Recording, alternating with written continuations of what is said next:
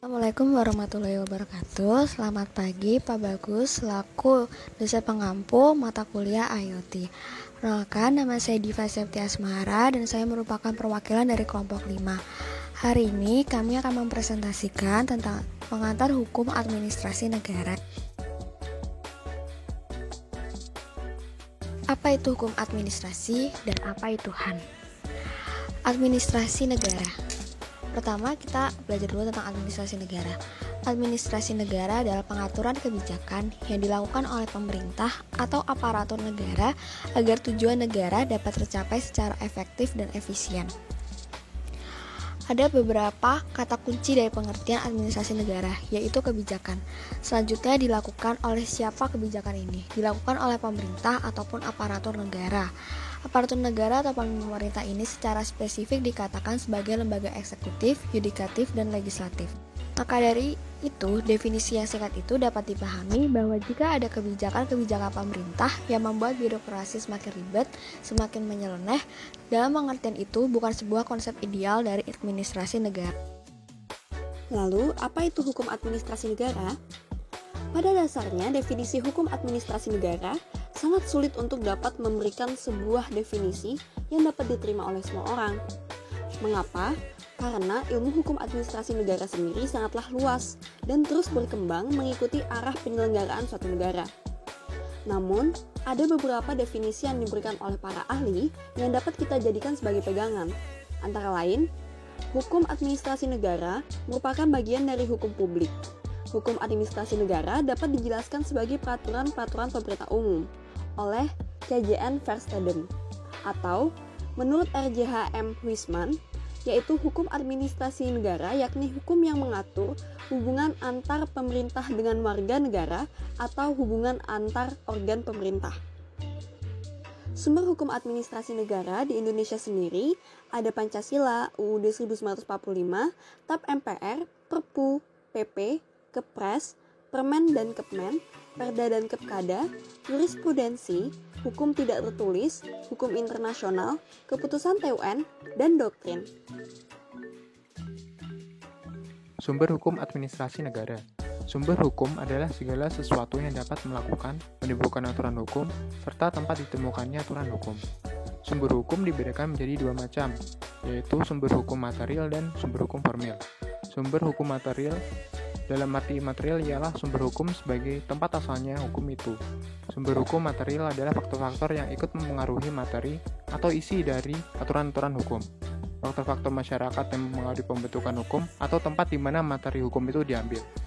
Faktor-faktor tersebut meliputi yang pertama faktor historis, yaitu berupa undang-undang atau peraturan masa lalu yang dianggap baik, sehingga dapat dijadikan bahan untuk membuat undang-undang dan dapat diberlakukan sebagai hukum positif. Yang kedua, faktor filosofis, yaitu ukuran untuk menentukan aturan. Apakah itu bersifat adil atau tidak, dan sejauh mana aturan itu ditaati oleh warga masyarakat, atau mengapa masyarakat mentaati aturan itu. Dan yang ketiga, faktor sosiologis atau antropologis, yaitu seluruh masyarakat dan lembaga-lembaga yang ada di dalam masyarakat. Kegiatan-kegiatan yang terjadi di dalam masyarakat dapat dijadikan bahan untuk membuat hukum sesuai dengan peraturan hukum masyarakat. Misalnya, keadaan dan pandangan masyarakat dalam sosial, ekonomi, budaya, agama, dan psikologis. Dan yang kedua ada sumber hukum formil. Sumber hukum formil ialah sumber hukum material yang sudah dibentuk melalui proses-proses tertentu, sehingga sumber hukum tadi menjadi berlaku umum dan taati berlakunya oleh umum.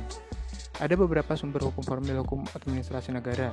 Yang pertama ada undang-undang dalam arti luas. Yang kedua konvensi atau praktik hukum administrasi negara. Yang ketiga jurisprudensi. Dan yang keempat doktrin atau pendapat para ahli. Cakupan HAN. Cakupan HAN sebagaimana dikemukakan oleh Rajudi Atmosudirjo adalah HAN mengatur wewenang, fungsi, tugas, dan tingkah laku para pejabat administrasi negara. Sehingga cakupan HAN meliputi yang pertama, memberikan perlindungan hukum kepada warga masyarakat. Yang kedua, mengatur wewenang, tugas, fungsi, dan tingkah laku para pejabat administrasi negara. Dan yang ketiga, menetapkan norma-norma fundamental bagi penguasa untuk pemerintahan yang baik. Bidang-bidang pokok hukum administrasi negara.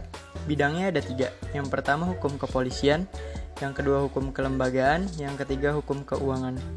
Yang pertama hukum kepolisian, yaitu kepolisian berarti sebagai alat administrasi negara yang sifatnya preventif atau mencegah. Misalnya, pencegahan dalam bidang kesehatan, penyakit flu burung, malaria, pengawasan dalam pembangunan, kebakaran, lalu lintas, dan perdagangan, yaitu seperti ekspor impor. Yang kedua hukum kelembagaan, yaitu administrasi wajib mengatur hubungan hukum sesuai dengan tugas penyelenggara kesejahteraan rakyat. Misal dalam bidang pendidikan, rumah sakit, tentang lalu lintas baik laut, udara maupun darat, Telkom, BUMN, pos, pemeliharaan fakir miskin, dan sebagainya. Yang ketiga hukum keuangan, yaitu aturan-aturan tentang keuangan negara, misalnya pajak, bea cukai, peredaran uang, pembiayaan negara, dan sebagainya. Ruang lingkup hukum administrasi negara. Nah, apa aja sih ruang lingkupnya itu? Yang pertama ada hukum tata negara. Hukum tata negara ini meliputi yang pertama ada pemerintah, yang kedua peradilan, yang ketiga polisi, yang keempat perundang-undangan.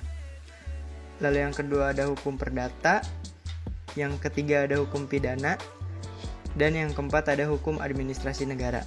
Hukum administrasi negara ini meliputi hukum pemerintah, hukum kepolisian, hukum proses perundang-undangan, dan hukum peradilan. Hukum peradilan ini meliputi hukum acara pidana, hukum acara perdata, dan hukum peradilan administrasi negara. Asas-asas hukum administrasi negara. Asas-asas hukum administrasi negara dibagi menjadi beberapa. Yang pertama, ada asas non-diskriminasi, yang berarti tidak membeda-bedakan antara sesama warga Indonesia. Lalu selanjutnya, ada asas Freyes Hermesen, yang berarti orang bebas mempertimbangkan, bebas menilai, bebas menduga, dan juga bebas mengambil keputusan. Lalu selanjutnya ada asas larangan détournement de pouvoir, yang berarti menyalahgunakan wewenang yang diberikan. Contohnya, seseorang yang memiliki jabatan, yang berarti secara hukum dia diberikan wewenang, tetapi wewenang tersebut ia salah gunakan. Lalu yang terakhir ada asas larangan excès de pouvoir, yang berarti perbuatannya melebihi batas kekuasaannya. Cukup sekian yang dapat kami sampaikan. Terima kasih sudah mengikuti penjelasan kami sampai di sini. Kurang lebihnya kami minta maaf. Wassalamualaikum warahmatullahi wabarakatuh.